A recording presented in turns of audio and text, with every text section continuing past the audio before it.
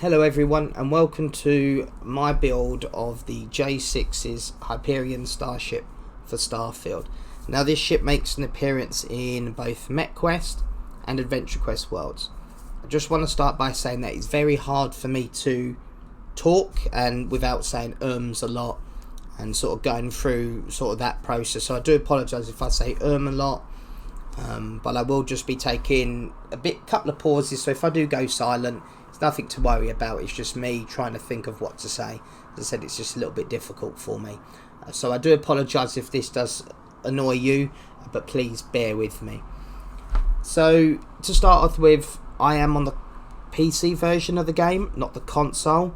So with that, if you're a console person coming to watch this video, you will not be able to build this ship how I've got it. Unfortunately, you do not have mod support at the moment. You do not have the mods that are required. So if you are watching this, you can try to build the ship how you want, but you are not going to be able to build it how I've built it. I do apologise, but that is beyond my control. For you PC players out there, I will be linking the mods in the description that you will need to build this ship how I have got it. If you do not use mods, again, you're going to have the same issue that the console players have.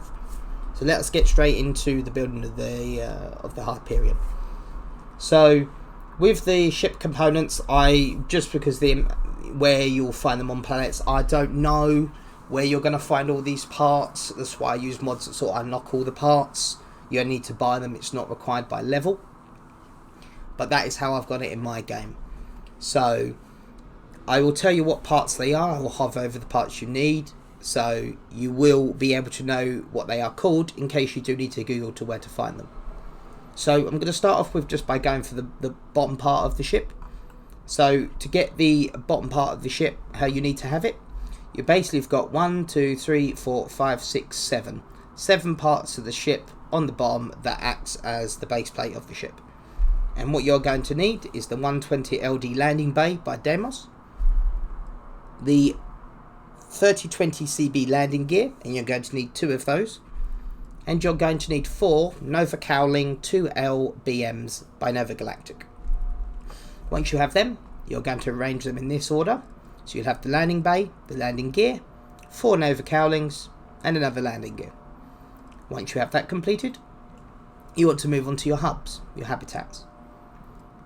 I've gone for the Nova Galactic Engineering Bay, the Nova Galactic Computer Core, because the Hyperion starship is, in the lore of the J6's ship, is run by an artificial intelligence called HAL, which is based off of Space Odyssey. So that is how comes I've gone for that configuration and for having that hub.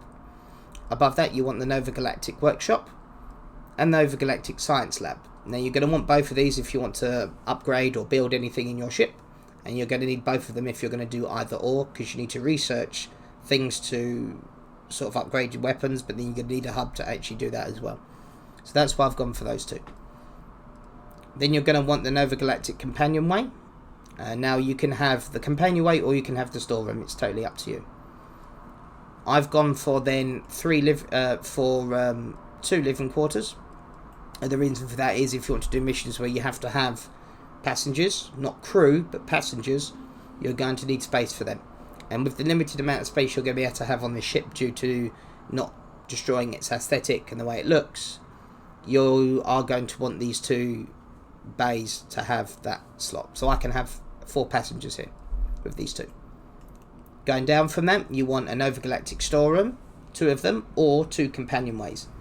I've gone for storerooms because they sit on the landing bay, and it makes sense. If you're going to have cargo, it goes through there.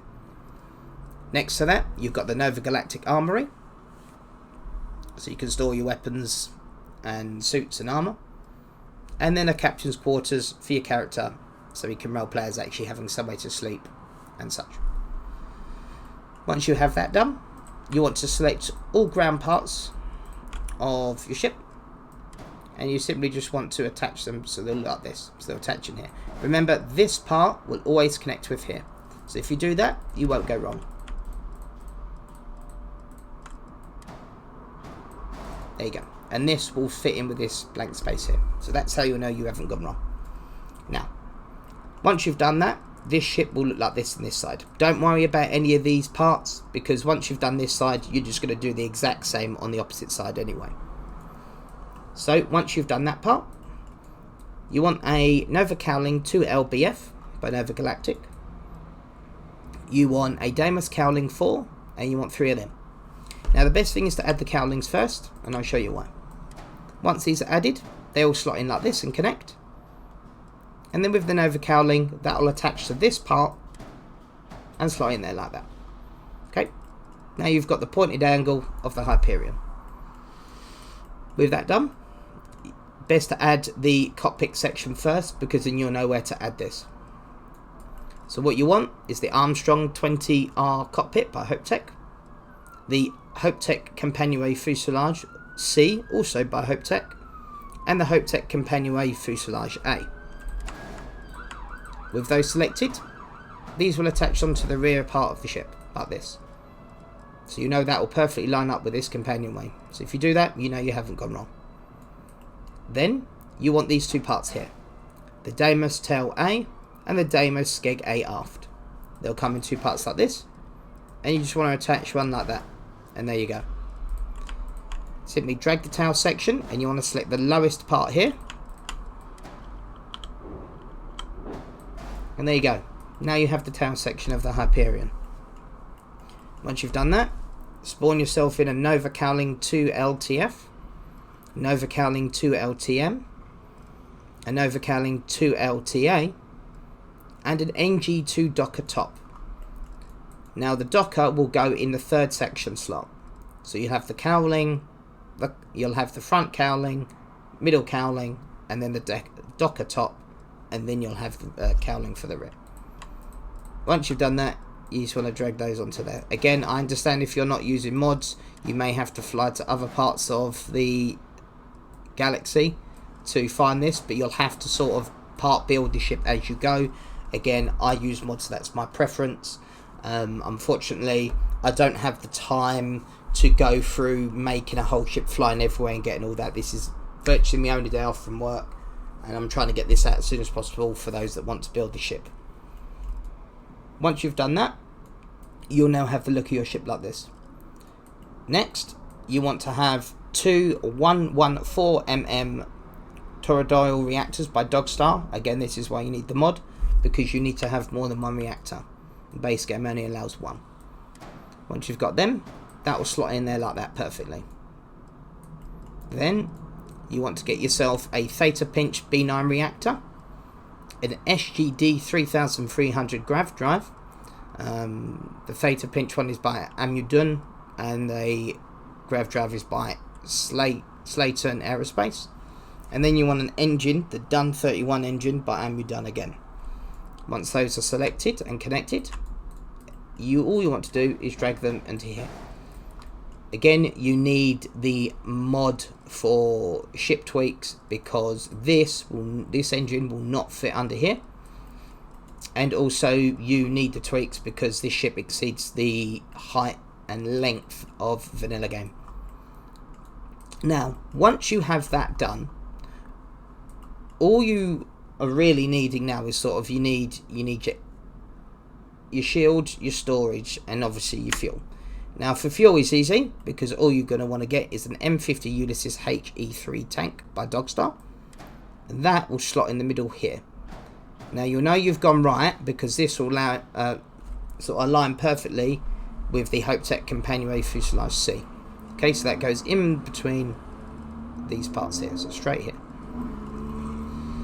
Then what you want to do is you want to get yourself a shield generator. I've opted to go for the 2080 Defender shield generator with a shield max health of 1500 with a regen rate of 7%, and that will slot on the bottom of the 114mm toroidal reactor. Then you want to have 2 200cm ballast shielded cargo holds. Now when I say 2 and 1, I only mean for one side of the ship, which I do apologise for. So for these two you'll need 4 shield generators, you need 2, such and such. Okay, for the lower parts of the ship you only needed however many I said. So with these two, you will just attach them here, And now this looks like one big engine part. Okay. You'll get these shielded cargoes from either doing the Crimson Fleet main quest line, or if you do the 3-star Rangers quest and you, quest line, and you go to the planet with the red mile, you can find it from a gentleman in there.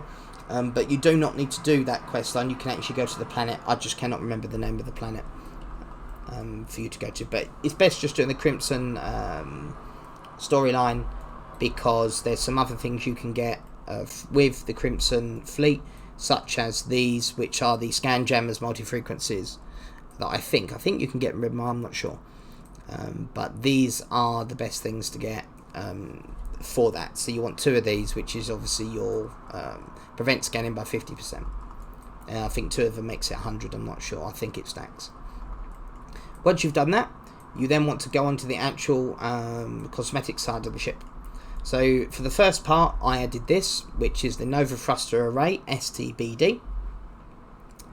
It does nothing, it's just absolutely cosmetic. Your ship will still use its thrusters. It just, when you turn, gas will pop out the sides to give that appeal. But you can take it off, you don't need it. For the side sections, you need maximum of three variants. You need the Nova Cowling 1L SF, the Nova Cowling 1L SM, and the Nova Cowling 1L SA. Those are the only 3 variants you need. Now, for these corner parts, they are going to go on the bottom and the middle on this section. You're not going to put one here.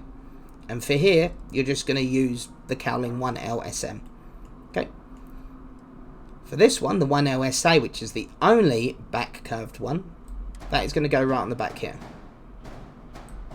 And you're done. And then for the entire length here, for all the free space that you have, all these cowlings are going to go on. So all the free space that you now have, you get to fill up with these cowlings.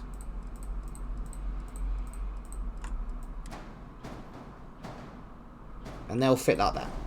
And you know you've done right, because this piece will cover over that part of the engine, and this space will be free. And that is it. Again, I'll keep this for a few seconds so you can see. But that is all you need. Now, virtually, that is now the appearance, the shape of the ship done. Now to add your weapons. Now, to add weapons onto the ship, you're not going to add anything on the below sections here, or anything on the top sections here, as you'll ruin the shape of the ship. So what you want to get is a horizon weapon point, or a mount, sorry, horizon weapon mount, and that will slot in here. Now again, this is why you need the tweaks mod, because you can actually attach things here and at the top. Otherwise this would not be able to attach here due to it clipping. Okay.